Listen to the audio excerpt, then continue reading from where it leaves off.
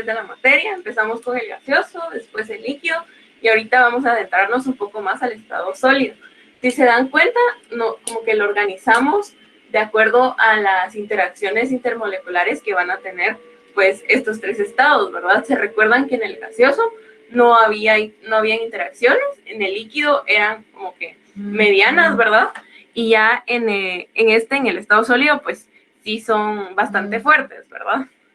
Entonces, los objetivos que nosotros tenemos en esta práctica es que ustedes puedan desarrollar habilidades y destrezas en el trabajo de laboratorio. Es cierto, no lo están haciendo, pero al menos tienen que tener una noción de qué es lo que se hace, ¿verdad?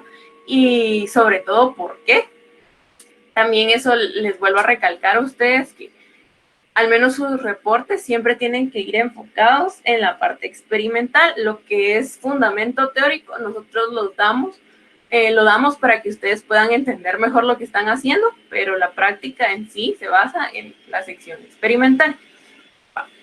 Entre los otros objetivos que pues tenemos en esta práctica es que ustedes puedan utilizar adecuadamente los elementos de la cristalería propios del laboratorio de química. En esta práctica ustedes estarían utilizando un montón de cristalería porque pues ya estarían como trabajando ya solitos, ¿verdad? Pero también queremos que puedan aplicar la técnica de filtración adecuadamente, es sumamente sencilla y al final de su documento había como un instructivo cómo doblar el papel filtro, ¿verdad? Espero que todos lo hayan podido ver. También otro de los objetivos que teníamos en la práctica era que ustedes pudiesen purificar la sal común, o sea, la sal comercial, y convertirla en sal de mesa a partir de reacciones químicas y técnicas de la filtración para la obtención de cabal que les dije de la sal de mesa. También queremos que ustedes puedan determinar el porcentaje de rendimiento obtenido en el proceso de purificación de sal y que puedan conocer la técnica para la determinación del punto de fusión. Esta técnica es un poco más importante que el punto de ebullición, porque esta sí nos permite identificar ciertos compuestos con mayor seguridad, obviamente si están puros, ¿verdad? Y pues eso lo vamos a ir hablando como al pasar la clase, ¿verdad? Entonces ahora, como ya les medio di la introducción, ya vamos a hablar más de qué es el estado sólido, ¿verdad? Pues continuando con los estados fundamentales de la materia, pues podemos mencionar que el estado sólido, pues cabal, como ya les dije, las partículas están como que más cerca, ¿verdad? Porque estas presentan interacciones intermoleculares como que más fuertes, ¿verdad? Entonces, poseen una mayor fuerza de atracción y en comparación a los otros dos estados. Si se dan cuenta acá, pues ya vemos que las moléculas están casi que juntas, ¿verdad? Y a pesar de eso, pues ya tienen como por el mismo hecho de que tienen fuerzas de atracción mucho más fuertes en el líquido y que en el gaseoso, estas ya van a como presentar una forma específica y un volumen fijo. Si se recuerdan la semana pasada, pues el estado líquido no presenta como que o sea, sí poseen un volumen fijo, pero no una forma. En cambio, aquí en el estado sólido sí existe ya una forma, ¿verdad? Porque están como atadas unas con las otras, ¿verdad? Pero están muy, muy cercanas, entonces se tienen que como que compactar, ¿verdad? Ahora, esto le da diferentes características al estado sólido. Recuerden que en cada estado pues tienen sus características especiales y pues el estado sólido no es la excepción, ¿verdad? Estos son incompresibles, es decir, que estos van a poner como que resistencia si les aplicamos pues presión, ¿verdad? Entonces a eso se refiere que son incompresibles. En comparación a los otros estados, pues son de alta densidad, es decir, que va a haber un montón de materia pues en una cantidad de volumen, ¿verdad? En comparación a los gases y en comparación a los líquidos. Estos, como ya les mencioné, van a tener una forma propia y en su estructura, sus moléculas presentan vibración y pues poseen un volumen definido y pueden tener o no una estructura ordenada. ¿A qué me refiero con esto? Pues hay diferentes tipos de sólidos y están los sólidos cristalinos y los sólidos amorfos. Esto lo vamos a ver en la siguiente presentación. No sé si tienen algún problema con esto. ¿Alguna duda? Va. Entonces ahora, si no tienen dudas en cuanto a lo anterior, vamos a hablar de los sólidos cristalinos y los sólidos amorfos. Que ustedes puedan identificar esto es sumamente importante, porque muchas veces cuando ustedes escuchan la palabra cristalino, lo asocian con la transparencia, ¿verdad? Y no es así. Un sólido cristalino se refiere a que dentro de su estructura nosotros vamos a tener una estructura sumamente ordenada. Lo van a ver como acá. Acá lo bueno, por eso es un cristalino, porque si se dan cuenta está sumamente ordenado. Cada molécula pues exhibe como un patrón de repetición, ¿verdad? Si se dan cuenta, si ustedes colocan y lo sobreponen acá, va a ser lo mismo. Y así en todo, ¿verdad? En cambio, los sólidos amorfos son como ¿verdad? Que si se dan cuenta, pues no se ve tan ordenado. Y por el mismo hecho de que no están tan ordenados, les da otro tipo de características. Entonces, acá pues ya tenemos las características como que solo descritas de los sólidos cristalinos y amorfos, porque pues el punto es que ustedes lo puedan visualizar cuando escuchan la palabra, ¿verdad? En los sólidos cristalinos, pues estos van a poseer una celda unitaria definida que se repite de forma tridimensional, que era lo que yo les decía, que ustedes van a tener como un patrón que se va a empezar como a repetir, ¿verdad? Y va a ser lo mismo en todas las direcciones que ustedes puedan ver. En cambio, en los sólidos amorfos no van a tener una celda unitaria definida. Es decir, que estos van a estar como que no van a tener siempre el mismo patrón de repetición. A eso me refiero. Va.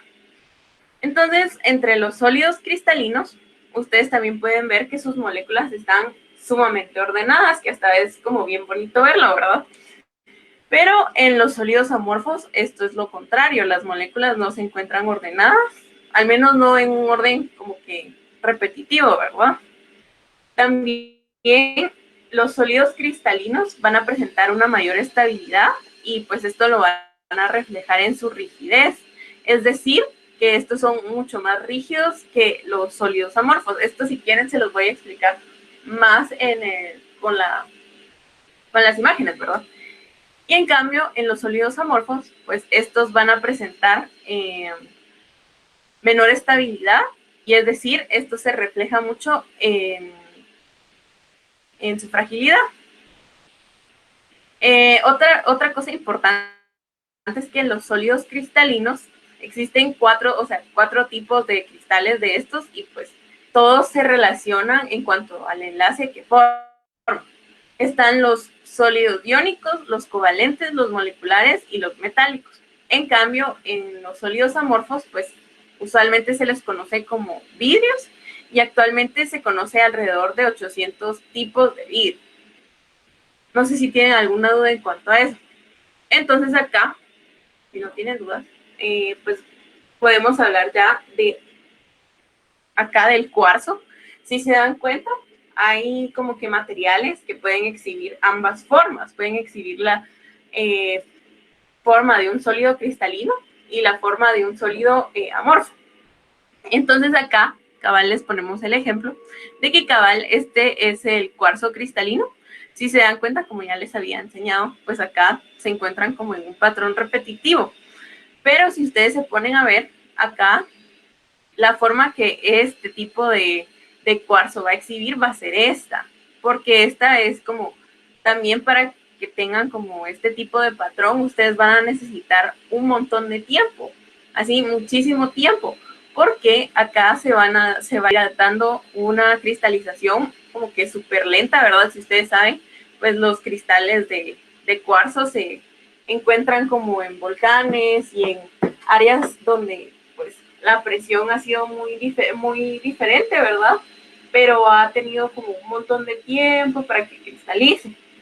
En cambio, en los sólidos no cristalinos tienen también esa característica, que es como que esos se hacen más rápidos, se pueden sintetizar y pues es mucho más sencillo el proceso, ¿verdad? Es por eso que nosotros, como raza humana, como que somos como, valoramos muchísimo este tipo de materiales, los sólidos cristalinos, porque sabemos que lleva un montón de tiempo para que se formen. En cambio, si se van de este lado, pues ya pueden ver el vidrio de cuarzo, que este es un no cristalino. Como les digo, no tienen que confundir la palabra cristalino con transparente, por favor, porque de ahí ustedes miran eso y es como, es cristalino, ¿verdad? Porque es transparente, pero no es así, no se refiere a la transparencia, sino se refiere a su estructura interna. Y entonces acá, si se dan cuenta, pues este también es transparente, ¿verdad? Pero este ya está más tratado. Y si ustedes se ponen a pensar, pueden decir cuál es más frágil. ¿Alguien me puede decir cuál cree que es más frágil?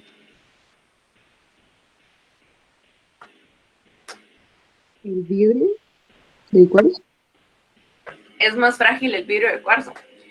Sí, se supondría que así es. Probablemente algunos van a estudiar un poquito esto más adelante y ustedes se van a dar cuenta que no siempre es así. A veces es más frágil esta estructura. ¿Por qué? Porque si ustedes lo empiezan a, imagínense que vengan y le metan como algún impulso a esa estructura interna, estos están sumamente ordenados, entonces ellos no van a poder como que moverse mucho y poder como acomodar toda esa energía extra. En cambio, si ustedes se van a esta estructura y le meten la misma energía, si se dan cuenta acá como hay enlaces como más grandotes, ¿verdad? Entonces estos se van a querer como que se van a poder como acomodar más, ¿verdad? Entonces ese acomodamiento extra, pues a veces los hace más frágiles que incluso esta estructura, pero todo depende mucho del material que estén trabajando. Entonces acá sí el más frágil es el cuarzo no cristalino. No sé si les quedó alguna duda en cuanto a lo anterior o los hice bolas. Estoy. Va. Va, entonces ahora, si quedaron claros con lo anterior y no tienen dudas, vamos a hablar de los sólidos iónicos y los sólidos covalentes. Como la misma palabra lo dice, pues esto se refiere al enlace que va a presentar cada sólido, ¿verdad? Si es iónico, pues por lógica nosotros podemos decir que va a presentar un enlace iónico, y si es covalente, pues por lógica podemos decir que va a presentar enlaces covalentes. Si se recuerdan, el enlace iónico se refiere a que como un catión va a estar perdiendo el electrón y el anión pues se lo va a estar robando, ¿verdad? Creo que eso es básico y lo conocen, ¿verdad? Entonces, por eso es que dicen que este tipo de sólidos está formado por iones, los cationes y los aniones. Y pues ellos están juntos, esto es muy importante, por la fuerza electrostática que va a ejercer uno sobre el otro. Recuérdense que la atracción electrostática se refiere a que las cargas diferentes se van a atraer unas a las otras, ¿verdad? Y sabemos que los cationes tienen una carga positiva y los aniones van a tener una carga negativa. Entonces se van a estar atrayendo, ¿verdad? Por ese mismo hecho de que tienen cargas diferentes. En los sólidos covalentes, y un ejemplo de un sólido iónico es el cloruro de sodio. Generalmente, si ustedes se ponen a pensar, hay muchas sales que se les conoce como sales, se pueden como que conocer como sólidos iónicos. En los covalentes también, espérenme. Va. En los sólidos covalentes, acá ustedes pueden ver que se encuentran unidos por redes covalentes, ¿verdad? Y acá la diferencia es que estos van a estar compartiendo electrones y entonces por eso es que se puede decir que son como una misma molécula, ¿verdad? Y pues un gran ejemplo de eso es el diamante. El diamante también es un sólido covalente y por eso es que se mantienen como unidos y todos están formados del mismo átomo. Entonces, el hecho de que estén formados por el mismo átomo, pues la electronegatividad va a ser muy parecida. Entonces, a eso se refieren con los sólidos covalentes. No sé si tienen alguna duda en cuanto a eso, y si no es así, pues les voy a hacer una pregunta.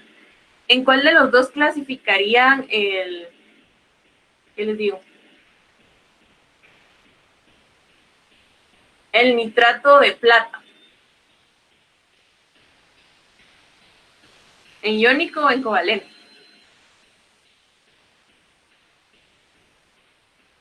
¿Alguien?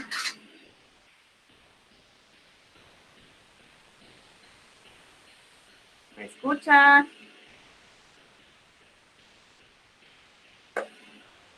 Sí, tal vez en el covalente. No. Ese entra en el iónico. Recordate que los iónicos se refieren a los sólidos que van a estar formados por cationes y por aniones. La plata, si tú te pones a pensar, va a estar es un cation, ¿verdad? Es un metal.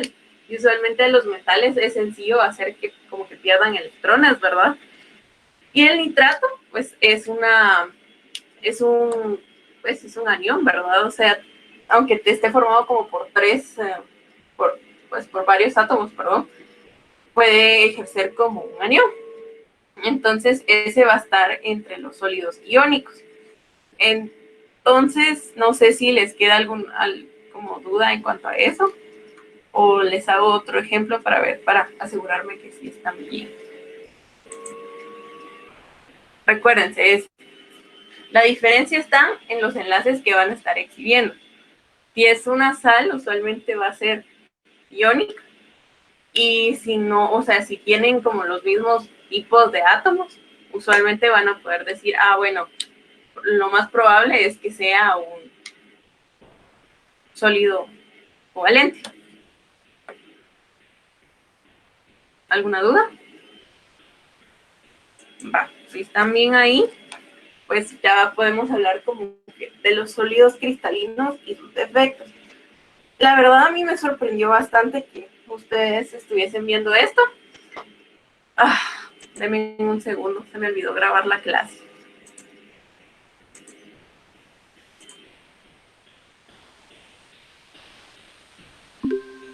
Ya, va. Y acá, pues ustedes pueden ver los sólidos cristalinos y sus defectos. Hay diferentes tipos de defectos. No sé si ustedes lo están viendo en clase, pero hay algunos que son los más comunes, que suelen ser puntuales y se presentan como a niveles de las posiciones de los átomos individuales.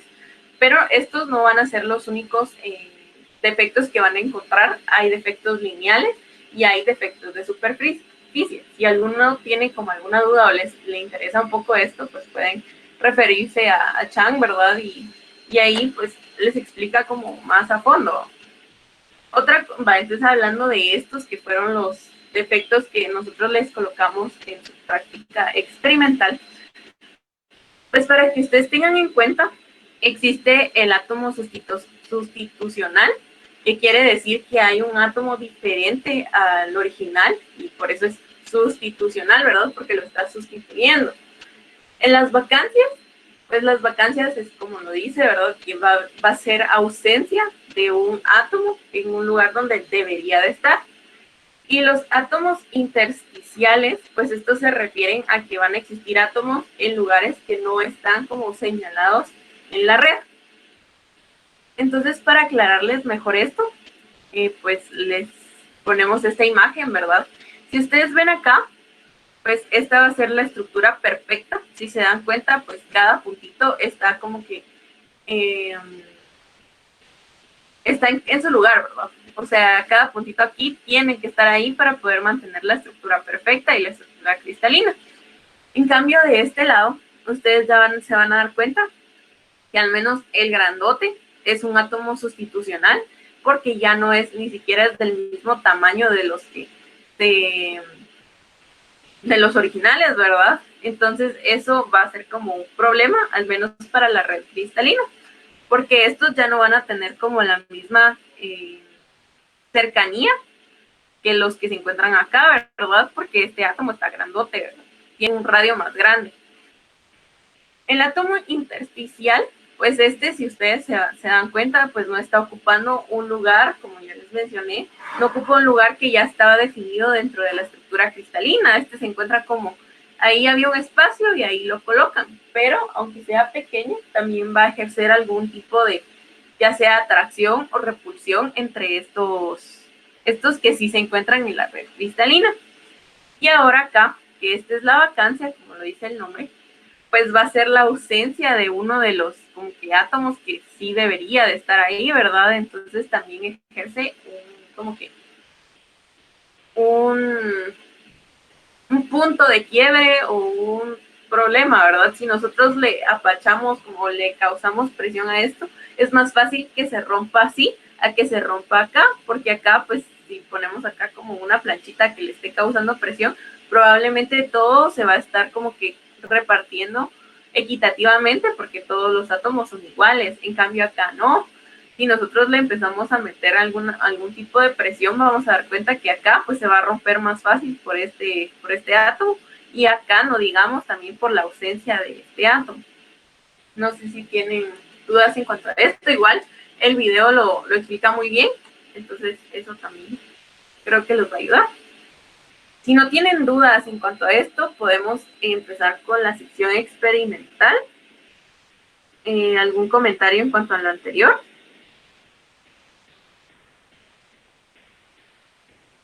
Va, supongo que no. Van, solo nuevamente les recuerdo las normas de laboratorio. Recuérdense que si estuviésemos en un laboratorio presencial tendrían que usar bata, guantes, lentes de seguridad, una mascarilla, tienen que tener el cabello recogido, tienen que tener la vestimenta adecuada, ¿verdad? Que es decir, no pantalones deportivos, ni pants, ni nada de eso, ¿verdad? Tienen que ser pantalones de lona, zapatos cerrados, etcétera. Y también recordarles que no está permitido que ustedes coman en el laboratorio, que no pueden manipular los reactivos solo para ver qué pasa. No pueden entrar a los laboratorios con las uñas pintadas, ni con cosméticos, ni uso de joyas, y tampoco, menos usar zapatos descubiertos o con tacones. Y recordarles nuevamente que pues su corte es a las 10:15. La hora de inicio de nuestra sesión es a las 10:30. Obviamente siempre empezamos un poquito más tarde porque algunos siguen en corto. Y pues cualquier cosa que tengan, algún problema o alguna duda, pues no duden en consultarme. Entonces, si no hay nada en cuanto a eso, les voy a enseñar el primer simulador. Acá ustedes tienen que hacer, ver esto, ¿verdad? Y tienen que ver más que todo como los cambios de fase también. Igual en su práctica dice más o menos qué es lo que ustedes tienen que hacer y dónde está el link para cualquier cosa, entonces tienen que ver. Y acá ustedes van a ir jugando como para ver qué es lo que pasa, ¿verdad? Y al ir calentando qué es lo que va a ir sucediendo con el estado, ¿verdad? Se va a ir como volviendo gaseoso o no. Igual esto está como sumamente sencillo y lo pueden hacer ustedes desde su casa, ¿verdad? Y también tienen que elaborar un resumen de los cambios de fase y lo tienen que incluir en su cuestionario. No sé si tienen alguna duda en cuanto a esto. Este es sencillo de utilizar, no necesitan tener flash. Entonces creo que solo tienen que apachar ahí y pues ya los lleva al simulador. La segunda parte es el estado sólido. Igual tienen que ver como las estructuras como que diferentes de los sólidos iónicos y covalentes. No estoy mal, entonces se los voy a compartir para que ustedes lo puedan ver. Y pues ponen acá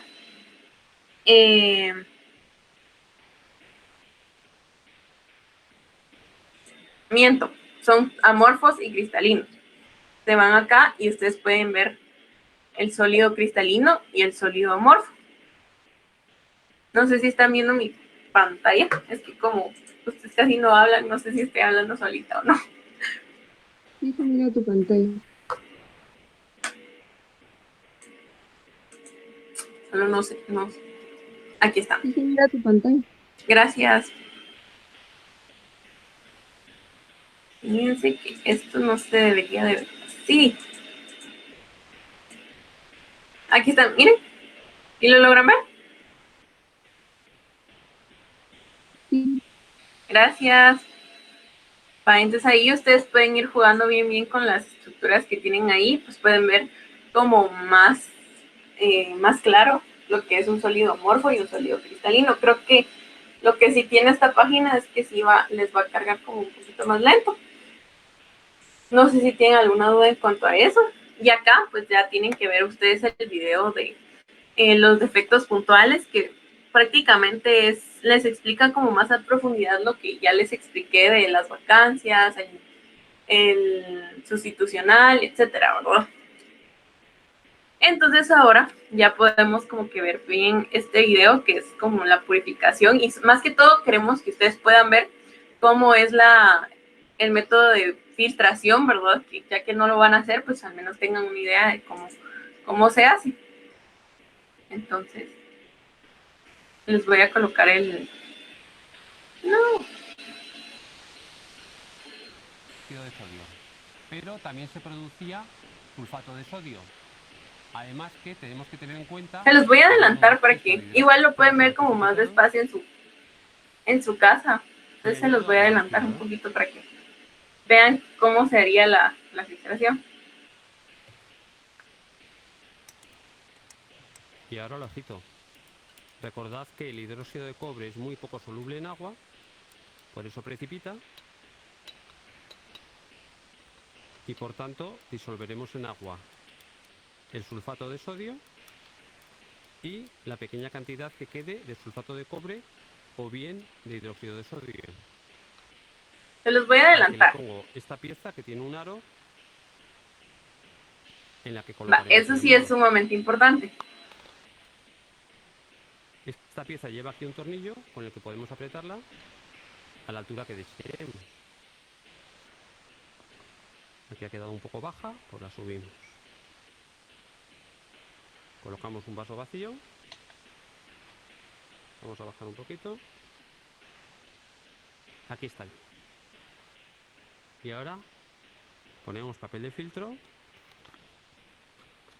Ya viene plegado para colocarlo encima de un embudo. Así.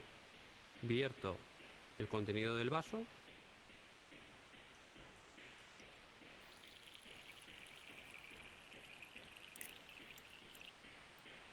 Con agua destilada lavo un poco el fondo del vaso para aprovechar todo. Observad lo limpia que sale el agua comparada a como la teníamos antes. Puedo lavarlo más también aquí en el papel de filtro, poniendo un poco de agua destilada con el frasco lavador.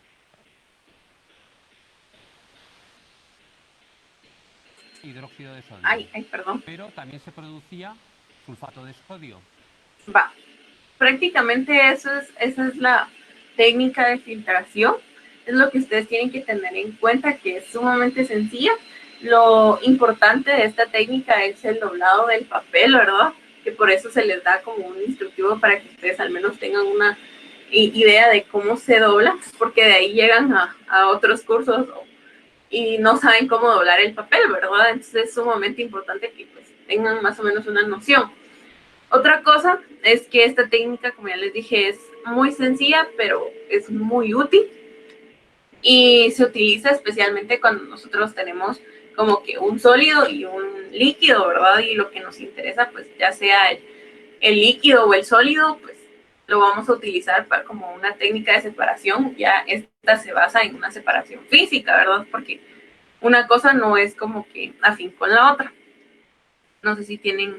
Y también acá, pues otro video sobre la sustancia para ver el pH, ¿verdad? Entonces se los voy a colocar nuevamente para que ustedes puedan ver. Se los voy a adelantar un poquito. Ahora vamos a ver cómo se hace. Para realizar medidas del pH aproximadas, que no necesitan gran exactitud, utilizamos los indicadores. Estas sustancias tienen la propiedad de variar reversiblemente de color al cambiar el pH del medio en el que se encuentran disueltas. Los indicadores pueden tener distintas presentaciones. Entre las más frecuentes están indicadores líquidos, papeles indicadores y tiras rígidas indicadoras del pH. Indicadores líquidos. Las mediciones que hacemos con estos indicadores son de tipo... Se los voy a adelantar, porque a No hay nosotros problema. nos interesa un poco el papel, La solo el papel. fenolftaleína o ftaleína de fenol es un sólido blanco que cristaliza fácilmente. Versales y especiales. Los papeles indicadores de pH aproximado son la forma más simple de indicador que se usa cuando se necesita un valor de pH orientativo. Tenemos los siguientes. Papel amarillo brillante, que cambia a rojo cerca de la neutralidad, de 6,7 a 7,9. Papel amarillo nitracino, que cambia a azul cuando el pH pase 6. Cuando el pH es 7, cambia a gris azulado. Y si el pH es 8, cambia a azul. Papel rojo Congo. Cambia a azul cuando el intervalo de pH está entre 3 y 5. Papel de tornasol. Podemos encontrarlo de tres formas. Tornasol azul, si el pH alcalino es azul, el pH ácido es rojo. Tornasol neutro. Papel violeta que cambia a rojo en medios ácidos y a azul en medios alcalinos. Tornasol rojo. Pasa de rojo a azul al cambiar de pH ácido a alcalino. Papel de fenolftaleína. Papel blanco que tiende a rojizo si el pH de la solución pasa de 8,3. Cuando el pH es igual a 10, es totalmente rojo. Los papeles indicadores especiales cubren intervalos menores de pH. Con estos papeles podemos hacer mediciones cuantitativas de pH que se aproximan mucho al pH verdadero. También existen papeles que todos estos... Entonces esto era como de las cosas importantes, es que cómo utilizar el papel pH. Recuerden que cabal el muchacho explica que hay diferentes tipos de papel pH y dependiendo también de qué tan exactos sean, pues ya va a ser como su precio y su utilidad, ¿verdad? Porque nosotros no vamos a utilizar ese que él menciona, que tiene como que intervalos de pH más pequeños, y nosotros sabemos que si lo único que necesitamos saber si está básico o está ácido, ¿verdad? Porque es un desperdicio tanto de recursos como de dinero, ¿verdad? Entonces es como mejor hay que irse como para lo que es más indicado, para lo que uno necesita. El pH, no sé si alguien sabe, bueno, les voy a preguntar, como ustedes son muy callados, les voy a hacer el nombre directo, así como que Marisa Gloria Jaide. ¿A qué se refiere con el pH? O sea, ¿a qué tipo de iones te referís cuando hablas de pH? ¿Gloria? Creo que sí está. ¿Alguna idea? ¿Alguien que quiera ayudar a Gloria? ¿Iones de hidrógeno? Sí, exacto. Muy bien, María René. Se refiere a la cantidad de iones de hidrógeno que ustedes van a tener en la disolución. Entonces, más que todo es lo que ustedes van a estar midiendo ahí. Y el papel pH, pues ustedes tienen que tener en cuenta que va a tener como un rango de ácido y básico, ¿verdad? Pero el pH en general va a tener el rango de 0 a 14.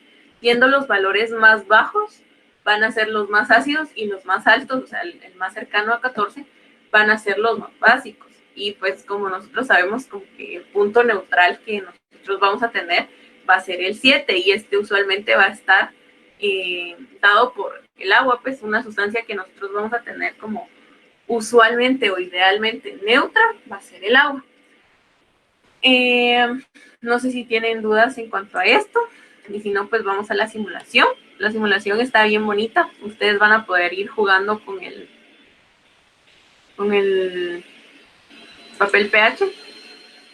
También tienen indicadores, no sé si ustedes se dieron cuenta que cabal el del video decía que habían diferentes tipos de como indicadores, ¿verdad? Entonces acá ustedes se van a dar cuenta que pues pueden cambiar diferentes tipos de como de reactivos a los que les está tomando el pH, hay jugo. Entonces si quieren, pues pueden jalar acá y ustedes acá van a tener su disolución. pues como está en agua, ¿verdad? Es el ácido cianhídrico. Y pues van a agarrar aquí el goterito y lo van a agarrar. Aquí lo van a agarrar y lo pueden como colocar aquí. Y si se dan cuenta, pues aquí está como la línea de los colorcitos que nos va a indicar de qué tipo de pH se encuentra, ¿verdad? Si está ácido, neutro o básico. Entonces, Marco, para ti, ¿en qué pH está? ¿En qué limita como de la guía crees que está? Pues en uno neutro, diría yo. Te puedes guiar, o sea, mira el color que está acá y mira como el color que más se indica en qué número. En un color verde. No, está en un color amarillo. Si te das cuenta, puedes jalar como la linita aquí y los comparas. Y el que tú colocaste está en amarillo. Yeah. Entonces ahí ustedes pueden decir, está en nivel ácido, o sea, en un como pH ácido, ¿verdad? Y todo esto es por el color. Igual si les queda alguna duda, porque a veces no es como tan sencillo verlo. Incluso cuando yo estaba haciendo la práctica fue como, yo creo que estaba en 9 y al final estaba en 11, ¿verdad? Entonces si tienen alguna duda, pues pueden agarrar este goterito que está acá y le echan unas gotitas y se van a dar cuenta que también cambia. Este ya es un indicador universal y pues solo les va a confirmar, ¿verdad? Lo que les dice el papel pH. Acá pues pueden ir, acá hacen reset y pueden hacer como diferentes, como que volver al inicio, ¿verdad? Y determinar el pH de diferentes sustancias. Y esto es más que todo para que ustedes pues puedan ir jugando. Entonces si quieren, ya no les enseño más, ya solo más o menos les enseñé como qué es lo que ustedes estarían haciendo. Y podemos iniciar con la parte experimental. Acá es lo que se refería con que nosotros queríamos que ustedes pudiesen purificar la sal comercial y convertirla en sal de mesa. En su momento, si ustedes hubiesen hecho su práctica en el laboratorio, probablemente lo que se hubiesen preguntado sería como, ¿y nos la podemos comer? No. Cuando nosotros hacemos esta práctica es como estamos utilizando como ácido clorhídrico, cloruro de bario y un montón de sustancias. Entonces se supone que la calidad se va a quedar como la sal de mesa, pero no se la pueden comer, no se podría comer. Entonces solo aclaro ese tipo de dudas. Entonces lo primero que ustedes tienen que hacer es pesar el cloruro de sodio, ¿verdad? Que es la sal comercial que ustedes van a estar trabajando. Acá estarían pesando el vidrio de reloj, ¿verdad? ¿Qué tipo de pesaje es acá? Les voy a hacer preguntas. Sofía, ¿qué tipo de pesaje es acá?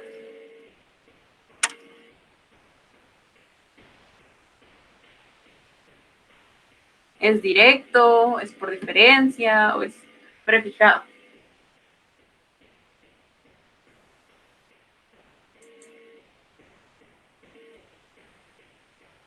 Creo que ya se durmieron ustedes. ¿Es directo? Sí. Directo. Sí, es directo. Muy bien. Gracias. No sé quién respondió, pero gracias. Sí, exacto, es directo. Entonces acá, pues como ustedes saben, esta es una balanza pues semianalítica. Entonces acá tenemos la posibilidad de poder colocar tarar. Y entonces al tarar pues ya como le quitamos el peso del vidrio. Entonces lo que vamos a colocar ahí va a ser también un pesado directo. Y vamos a saber que lo que estamos pesando ahí son 5 gramos de cloruro de sodio. Luego nosotros tenemos que calentar un poco de agua y luego vamos a colocar ahí el cloruro de sodio hasta que se empiece a disolver todo, ¿verdad? Y luego de eso, pues nosotros vamos a tener que armar nuestro sistema de filtrado. Van a utilizar el papel filtro, que cabal sería este. Recuérdense que en una práctica presencial no tendría que ir así, de ese tipo, así solo medio colocado, ¿verdad? Sino que ustedes tendrían que hacer los dobleces respectivos para que pues ocurra bien el filtrado. Entonces luego de eso pues se va a filtrar, ¿verdad? Y ustedes van a conservar el filtrado. Luego de eso pues ustedes van a tener que disolver hidróxido de calcio en una cantidad suficiente para poder formar una pasta fluida, y también tienen que luego de esto agregárselo a la disolución que tenía la sal, ¿verdad? El cloruro de sodio, a eso me refiero. Y otra vez pues lo van a filtrar. Luego de eso pues ustedes le van a colocar cloruro de bario. Esto se hace porque nosotros lo que queremos es poder precipitar sulfato de bario. ¿Para qué? Lo que sucede es que nuestra sal, la sal que proviene de acá de Guatemala, se caracteriza por tener una alta cantidad de sulfatos, porque por el tipo de suelo que nosotros tenemos, ¿verdad? Entonces, lo que ustedes tendrían que haber hecho es agarrar un vidrio de reloj, agarrar unas gotitas de todo, o sea, de la sal, el cloruro de bario, con también el hidróxido de calcio. Agarran esas gotitas y luego pues ya le echan el cloruro de bario y pues ahí logran ver si sí está precipitando los sulfatos o no. Recuerden que por la cantidad de sulfatos que nosotros vamos a tener, probablemente no las vamos a poder eliminar todas. Entonces, eso sería solo para confirmar que sí tiene bario, ¿verdad? Que sí tiene sulfatos, perdón. Y luego de eso, pues ustedes le van a tener que echar carbonato de calcio. Esto lo van a hacer y pues como por lógica lo que están haciendo, que el carbonato es una base, pues ustedes van a tener, eso era lo que yo les decía, ¿verdad? Que en un vidrio de reloj iban a colocar unas gotitas, le echaban ahí y van a ver que se iba como que a formar y se iba a colocar así blanquito, ¿verdad? Que eso se estaría confirmando que tenían sulfato de bario. Perdón, me adelanté a la simulación. Va. Y cuando lleguen ahí, ustedes van a decir, ok, ya no precipitó sulfato de bario. Luego de eso, cabal, es lo que yo les decía, que tienen que colocar el carbonato de calcio. Entonces, ese se va a empezar a disolver, pero esta es una base. Entonces, van a empezar a basificar el medio. Entonces, van a llegar a un punto en donde ustedes van a empezar a calentar hasta que como que todo se empiece como no van a eliminar mucho del solvente, ¿verdad? Que nosotros no es lo que nosotros queremos, que ustedes empiecen a evaporar solvente, porque si no, al final todo se les va a empezar a quedar en las orillas. Entonces no queremos eso, porque si se quedan en las orillas, ustedes van a empezar a perder bastante de su porcentaje de rendimiento. Como ustedes van a filtrar, pero como ustedes saben, esa disolución va a estar básica. Entonces lo que ustedes tendrían que hacer es ver y verificar que esté básica, y nosotros queremos tener un pH de 7, porque recuérdense que la sal que nosotros consumimos pues tiene que estar en un pH neutro, ¿verdad? Si no, no la podríamos consumir. Entonces, para como que neutralizar, vamos a utilizar ácido clorhídrico al 3 molar, si no estoy mal, no, 3 normal. El 3 normal se refiere a, no sé si ustedes ya empezaron a ver este tipo de concentraciones, pero es una forma de decir otra vez, es otro tipo de dimensional en cuanto a concentraciones, solo para que no se asusten en cuanto a eso. Creo que si no lo han empezado a ver, ya lo van a empezar a ver, entonces no se preocupen, pero esta se refiere a los equivalentes y ahí lo van a ver como más adelante y van a decir, ok, ya entendí qué están hablando. Y acá, pues con el ácido clorhídrico, lo que ustedes quieren hacer es, como ya les mencioné, llegar a un pH 7. Entonces, para eso ustedes van a tener que ir como agitando e ir como viendo la disolución para ver que no se les pase, ¿verdad? Porque no puede estar ni muy ácido ni muy básico. Tiene que quedar justo en un pH 7. Entonces, nuevamente, lo verifican y hasta que les quede el pH 7, pues ustedes pueden decir, ya llegamos a donde nosotros queríamos, ¿verdad? Luego, ustedes van a tener que volver a agitar, ¿verdad? Y entonces ahí ya van a empezar a eliminar bastante el solvente, ¿verdad? Que sería el agua. Ahí sí ustedes lo van a tener que empezar a evaporar porque ya ahí ya vamos a necesitar nosotros saber cuánto nos va a quedar de sal pura, o sea, de sal ya purificada, ¿verdad? Entonces van a utilizar un crisol, ¿verdad? O bueno, una cápsula de reloj, porque a veces se utilizan crisoles o cápsula de reloj dependiendo qué es lo que estén como que usando, ¿verdad? O qué es lo que se encuentra en el laboratorio. En este caso, esta sería una cápsula de porcelana, perdón, una cápsula de porcelana. Y ahí van a colocar esto. Y esto es porque acá sí vamos a evaporar toda el agua. Y ya lo que nos va a quedar ahí ya va a ser la sal que nosotros vamos a pesar y vamos a decir, esto fue nuestro rendimiento. Entonces, cuando ustedes empiecen a evaporar el agua, pues poco a poco se van a ir formando los cristales nuevamente y les va a quedar ahí. Por eso ahí se miran los cristalitos. Y entonces lo que tienen que hacer luego va a ser como despegar esos cristalitos de la cápsula de porcelana y los van a pesar.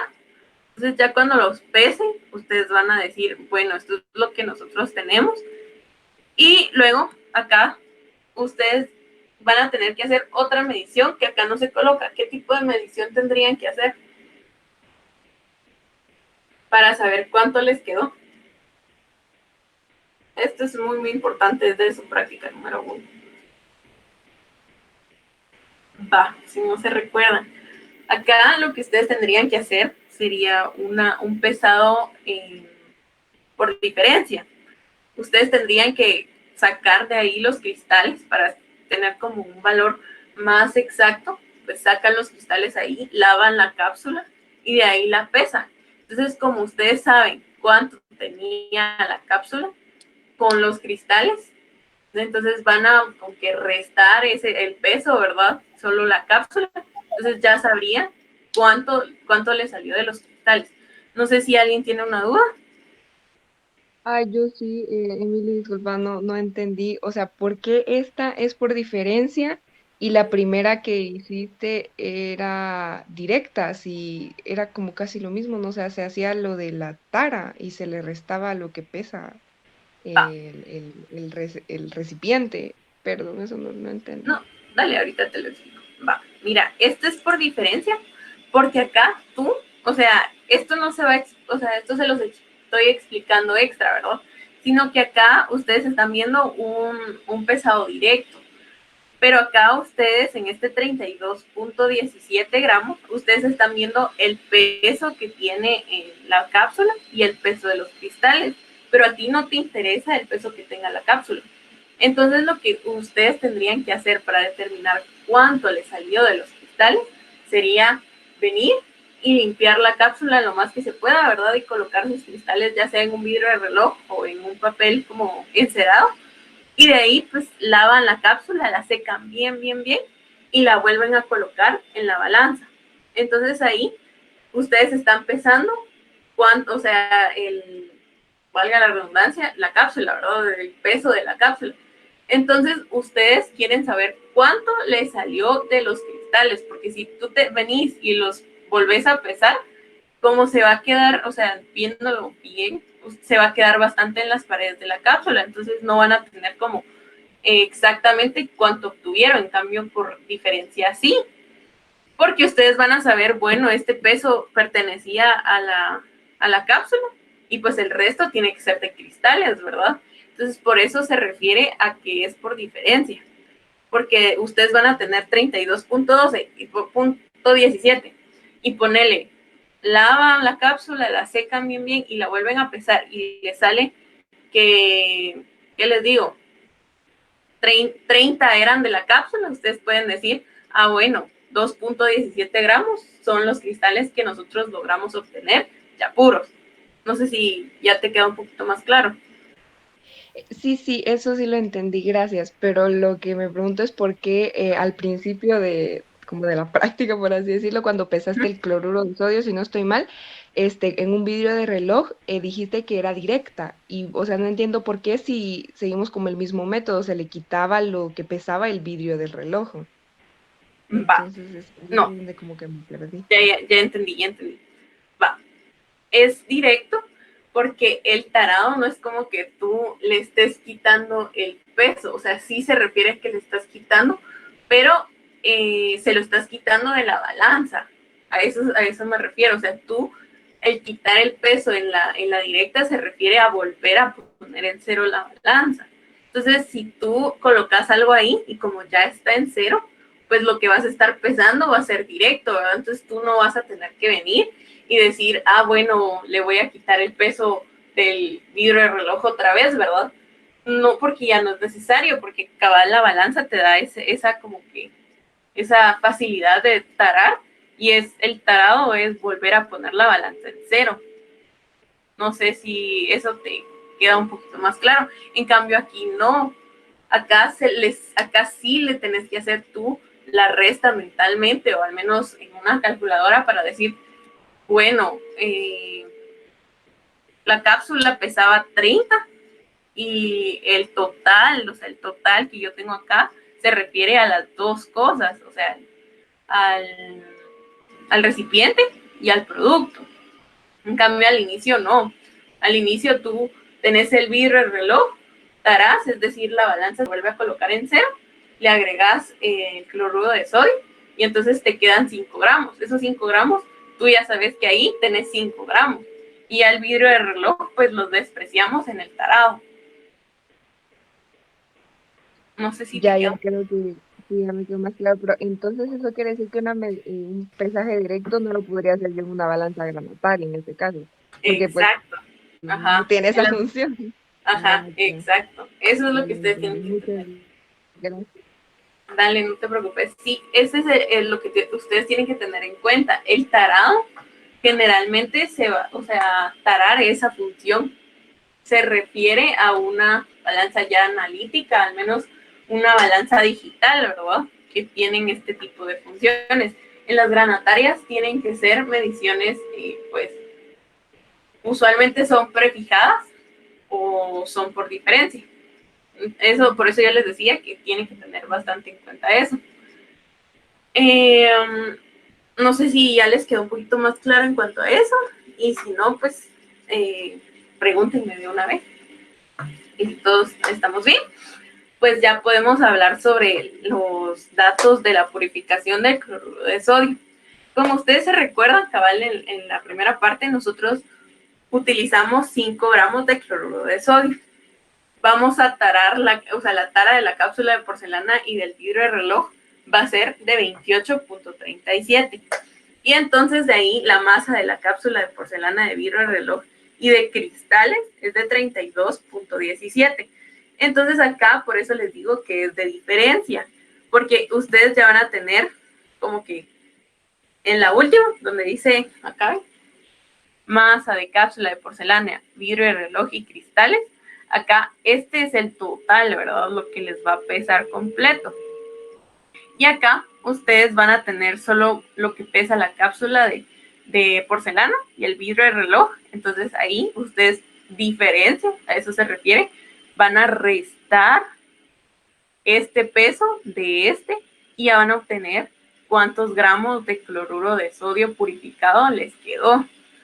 Y entonces acá, ya teniendo eso en cuenta, pues ya pueden como hacer su porcentaje de rendimiento, ¿verdad?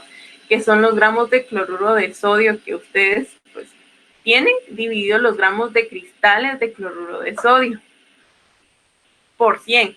Y eso les va a dar su porcentaje de rendimiento.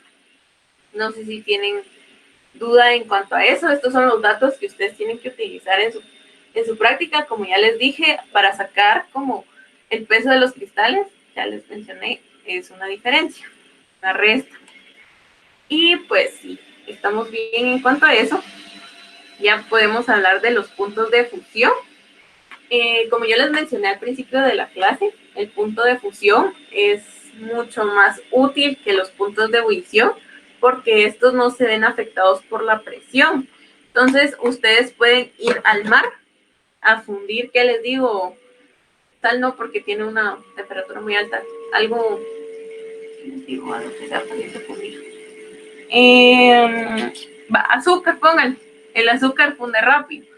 Entonces, si ustedes van a tomar el punto de fusión del azúcar a a la altura ¿de qué les digo? Del Himalaya, y de ahí van al nivel del mar, y de ahí lo hacen acá en Guate, les debería de quedar al menos una temperatura muy parecida, exceptuando a que ustedes tengan sus cristales impuros. Si ustedes tienen los cristales impuros, ahí sí les va a variar el punto de fusión. Eso sí lo tienen que tener en cuenta, y entonces acá les vamos a enseñar un video. Como la vez pasada, uno de esos videos es animado y el otro es como más aplicado a la realidad. Muy parecido a la semana pasada, vamos a estar utilizando el tubo de piel. Sara, ¿para qué utilizamos la semana pasada el tubo de piel? Sara, pensamiento. ¿El tubo de qué era? De piel.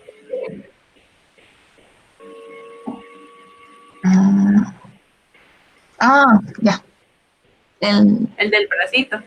Ajá. Ay, no me recuerdo. No era para eso. Para el punto de ebullición. Ajá, cabal, se utiliza para el punto de ebullición. Va, dale, no te preocupes. Va, mira, el tubo de piel lo utilizamos la semana pasada para colocar la vaselina líquida, no sé si se recuerdan. Va, entonces, acá el tubo de piel va a tener el mismo funcionamiento. Generalmente ese es el único funcionamiento del tubo de piel, que es contener la vaselina y pues mantener un calentamiento homogéneo. Entonces, justo lo mismo va a ser en esta práctica. Acá ustedes sí van a utilizar otra vez tubos capilares, que se recuerdan que son los delgaditos. Y ahí lo que ustedes van a hacer es que van a tener que ¿cómo se llama? Que sellar la punta de uno, y de ahí van a tener que colocar, o sea, en ese tubo delgadito, van a tener que colocar su muestra. Ahí, luego de haber colocado su muestra, pues van a tener que sellar el otro extremo. ¿Por qué? Porque algunas sustancias no siempre, funden así como que va a ser lo primero que sucede. Como ustedes saben, hay otro tipo de interacciones que pueden como suceder, y entre ellas está la sublimación, que creo que ustedes ya saben que se refiere a que pasan del estado sólido directamente al estado líquido. Y esto sucede porque hay sustancias que pues presentan una presión de vapor bastante alta. Entonces, para ellas es mucho más sencillo volverse como a estado gaseoso que volverse a un estado líquido. Entonces, por eso es que van a agarrar el tubo de piel, cierran una punta, colocan la muestra, terminan de colocar la muestra y cierran la otra punta. Y de ahí, como la vez pasada, vuelven a atar el pulmo del termómetro y el tubo de piel lo más paralelos que se puedan, igual ahorita lo van a ver, para poder obtener la temperatura a la cual va a estar fundiendo la muestra. Perdón.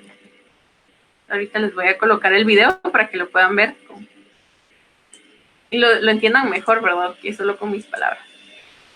Creo que les voy a colocar mejor el otro para que ustedes lo vean como lo verían en el laboratorio.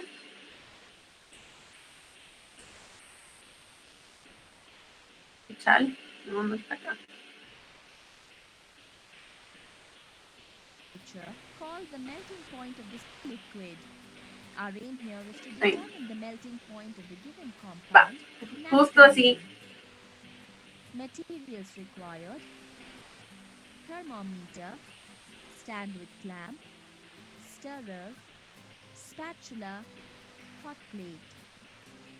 Procedure: take a capillary tube and seal one end by heating it in the flame of the Bunsen burner. Now, using the spatula, make a heap of the powdered naphthalene on the glass plate. Push the open end of the capillary tube into the heap.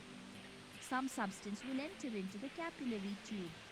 Now, tap the sealed end of the capillary tube on the glass plate gently and fill the capillary tube up to 2 to 3 millimeters. Attach the capillary tube to the thermometer using the thread. Si se dan cuenta, pues ellos no lo sellaron otra vez, pero ese como es un consejo que ustedes van a ir aprendiendo eventualmente, que sí se tienen que sellar usualmente para que no les obligue, o sea, si especialmente se hace cuando ustedes saben que la sustancia puede sublimar.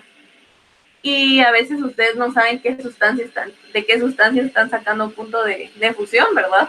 Porque para eso se utiliza, ¿verdad? Es una técnica de caracterización también. Entonces es como muy riesgoso que ustedes no sé el capilar si no saben qué están trabajando. Si esa sustancia sublima, ustedes solo van a estar perdiendo su muestra, ¿verdad? Y si saben que tienen muy poquito y se les sublima todo, pues no van a llegar a nada y solo van a estar perdiendo producto. Me cae mal que haga esto. Se los voy a adelantar porque... Now, tap the filters. Attach the capillary tube to the top Va, y luego... of the thread. Take the 100 ml beaker containing liquid paraffin and place it over the hot plate. Insert the stirrer in the liquid paraffin bath. Clamp the thermometer carrying the capillary tube to the iron stand and immerse them in the bath of the liquid paraffin. Start heating the liquid paraffin bath slowly and stir the bath gently using the stirrer to ensure uniform heating. Note the temperature T1 when the naphthalene starts melting. Continue heating and note the temperature T2 when the naphthalene in the capillary tube is completely melted. The average of the two temperatures T1 and Va. Si se dan cuenta, es mucho más sencillo que en el punto de ebullición, pues ustedes solo tienen que como que tratar de que quede lo más paralelo que se pueda para que puedan tener la temperatura correcta. Y como ahí justo menciono, ustedes tienen que empezar a ver, o sea, tienen que ver el lapso donde empieza a derretirse, o sea, a fundirse, perdón. Empieza a fundirse y de ahí toman la temperatura a la cual ya está completamente líquido. Y entonces ese rango ustedes lo van a utilizar para determinar cuál es su punto de fusión, ¿verdad? Algunos, incluso en algunos como hojas de seguridad y todo eso, les da el rango de fusión. Si ustedes tienen un rango de fusión muy, muy grande, quiere decir que su muestra está impura. Si tienen ya un rango como que, y si tienen el punto de fusión más bajo, ustedes también pueden decir, bueno, está impura la muestra. Entonces, por eso es que les digo, esta es una técnica muy, muy útil y usualmente no se usa como, o sea, se usa mucho más para determinar si una sustancia está pura y para una técnica de caracterización, porque esta sí es como bien específica para cada sustancia. Es bien única, más que todo específica, es muy, muy única. Entonces, eso es lo que ustedes tienen que tener en cuenta en cuanto al punto de fusión. Entonces, ya teniendo claro eso, pues ya podemos ir al simulador, que es justo el de la semana pasada, el mismo, solo que ahora ustedes sí se van a como a fijar en el de fusión, ¿verdad? No en el de ebullición. Y pues van a hacer lo mismo, ¿verdad? Van a colocar acá y lo van a encender y van a poder decir cuál creen que es el agua, ¿verdad? Sin necesidad de que yo les diga como a qué presión están o a qué altura, porque este es independientemente de esos dos factores. Y ustedes van a decir, bueno, el que llegue más parecido a la temperatura del agua, pues va a ser el agua, ¿verdad? Si se dan cuenta, pues uno está en 60, el otro está en 40, otro también en 40 y otro en 60. Ustedes ya pueden decir, bueno, probablemente el que es agua es tal, pero todos pasaron por el cero, entonces ustedes van a decir, ¿cuál va a ser, cuál es el agua y cuál no, ¿verdad? Y ustedes tienen que ir viendo los hielitos, más que todo tienen que ir viendo en qué momento el hielito se vuelve, pasa de sólido a líquido. No sé si les quedó alguna duda, igual lo pueden repetir y lo pueden hacer en su casa, ¿verdad? Lo tienen que hacer en su casa. Ustedes van a tener que llenar pues esta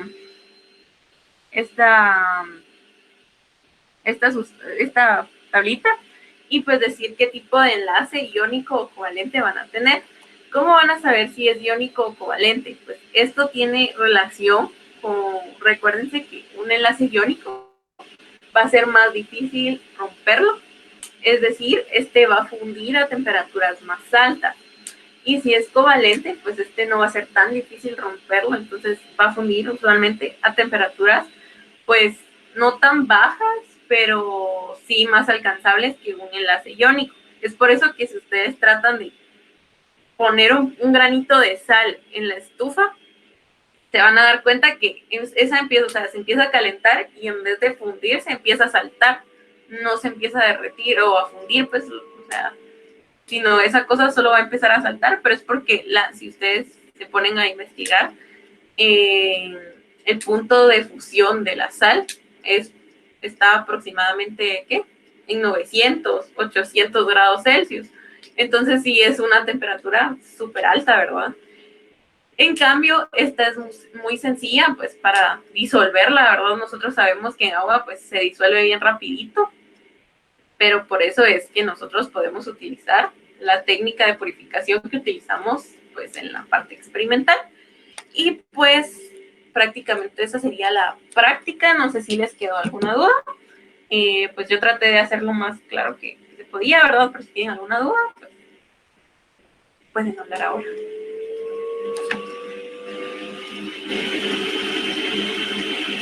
¿Todo bien? ¿Les quedó claro eso de los tipos de enlace y cómo se relacionan con los puntos de fusión?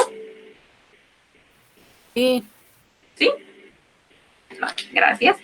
Entonces, si ya está todo bien, pues solo nuevamente les recuerdo las indicaciones como que generales de su reporte, ¿verdad? Recuerden, el resumen tiene que ser solo relacionado con la parte experimental. Los resultados creo que con ustedes estamos bien.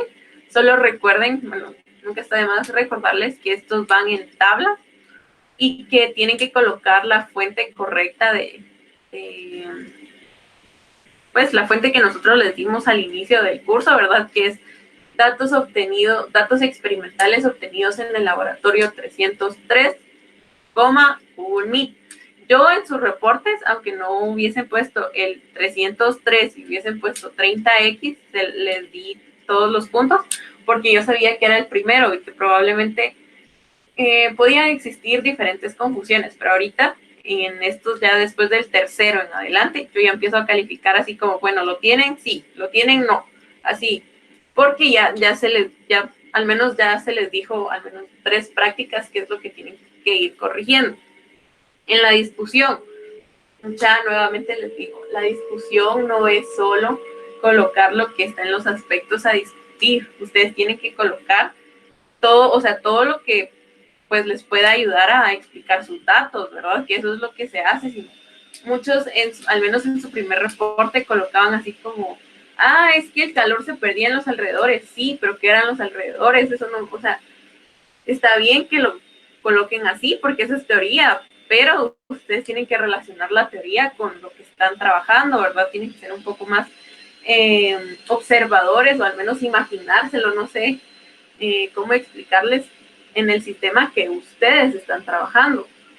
Porque todos, así, hubo muy poca gente que sí se detuvo a decir, se pierde en los alrededores, es decir, el beaker, el anillo de que lo está sosteniendo, ¿verdad? El triángulo de porcelana. Entonces casi nadie dijo, o sea, todos se quedaban con lo básico, que era que se pierden los alrededores, punto. Entonces eso también que lo tienen que ir mejorando, tienen que hacer como más énfasis en lo que ustedes están trabajando.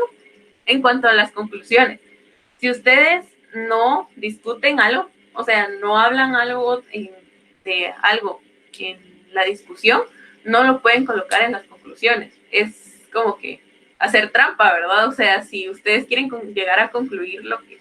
A veces uno obtiene primero las conclusiones que la discusión, porque las conclusiones son sumamente intuitivas y fáciles, ¿verdad? Pero si las queremos colocar, tenemos que discutir. En cuanto a las recomendaciones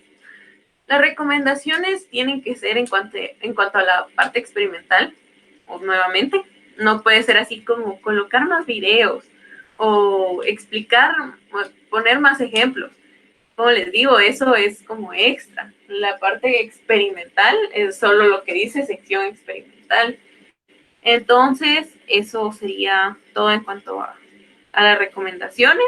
La verdad, muchos sí tienen más o menos una idea que es una recomendación. Recuerden que las recomendaciones tienen que ir citadas. Si ustedes dicen, bueno, utilicemos otro solvente, póngale, aparte de que no sea agua en esta, póngale, en vez de disolver el fluoruro de sodio en agua, disolvámoslo en, ¿qué les digo? Etanol.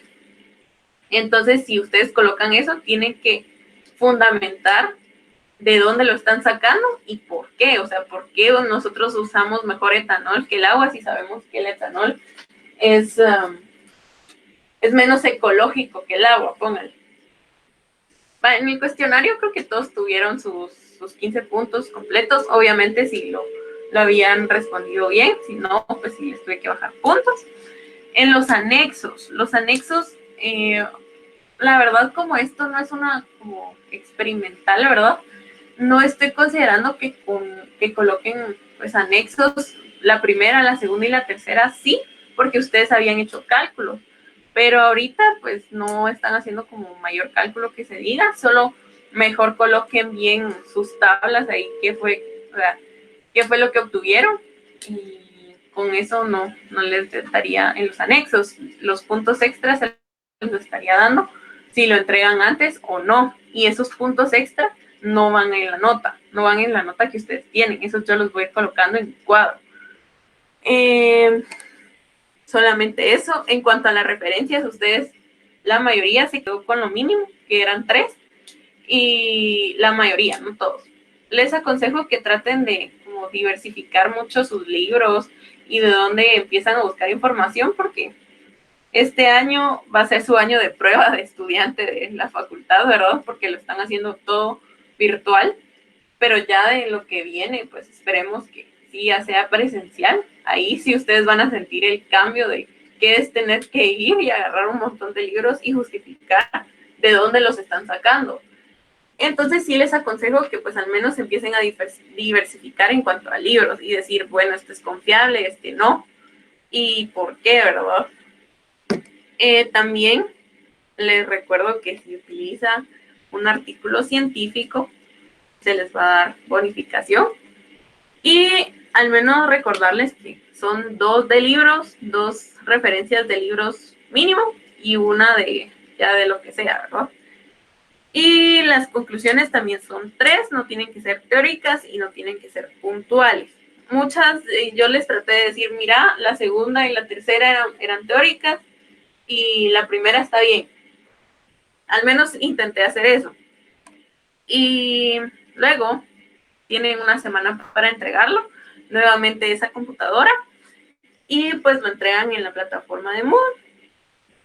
Ahora en los resultados que ustedes tienen que colocar en esta práctica, ustedes tienen que colocar las reacciones químicas de la parte pues experimental, ¿verdad? Que por qué le echábamos cloruro de bario, porque cloruro de bario, por qué le colocábamos carbonato de calcio, por qué le colocábamos hidróxido de calcio, y etcétera, ¿verdad?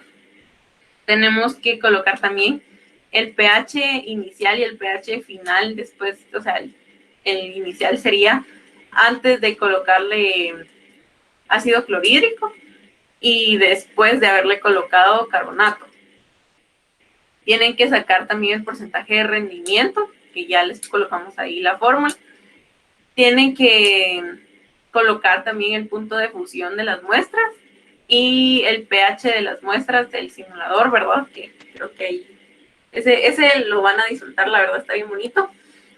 Y los puntos a discutir en este reporte es por qué se utilizaron las reacciones químicas y qué es lo que pasa en cada paso con ellas. También las técnicas de separación y purificación utilizadas, es decir, la filtración, ¿verdad? Que eso es como muy importante. También tienen que hablar sobre el porcentaje de rendimiento obtenido, si les queda alto o bajo y por qué, ¿verdad? Y cuáles son las posibles fuentes de que haya quedado alto o bajo.